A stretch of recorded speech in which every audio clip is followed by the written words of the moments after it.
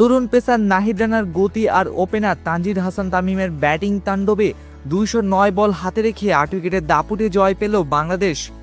পাকিস্তান বিপক্ষে 3 ম্যাচের ওয়ানডে সিরিজের প্রথম খেলায় 115 রানের সহজ টার্গেট তাড়া করতে নেমে 15.1 ওভারে 8 উইকেটের জয়ে 1-0-তে এগিয়ে যায় স্বাগতিকরা। দলে জয় ইনিংস ওপেন করতে নেমে রীতিমতো তাণ্ডব চালান তানজিদ হাসান তামিম। তিনি টি-20-র ম্যাচে ব্যাট করে 32 বলে 50 পূর্ণ করেন। 42 বলে 60টি চার আর 5টি ছক্কার সাহায্যে 67 রান করে দলের জয় নিশ্চিত করে মাঠ ছাড়েন তামিম। এছাড়া 33 বলে 27 রান করে ফেরেন সাবেক অধিনায়ক নাজমুল হোসেন শান্ত। বুধবার মিরপুর শেরেবাংলা জাতীয় ক্রিকেট স্টেডিয়ামে টসে হেরে প্রথমে ব্যাট করতে নেমে বিনা উইকেটে 41 রান করা পাকিস্তান পরের 41 রান করতেই হারায় 9 উইকেট। 23.5 ওভারে 9 উইকেটে পাকিস্তানের সংগ্রহ ছিল 82 রান। তার চেয়েও বড় কথা, 19 ওভারে 70 রানে পাকিস্তান হারায় 6 উইকেট। ওয়ানডেতে বাংলাদেশের বিপক্ষে এত কম রানে এর আগে 6 উইকেট হারায়নি পাকিস্তান।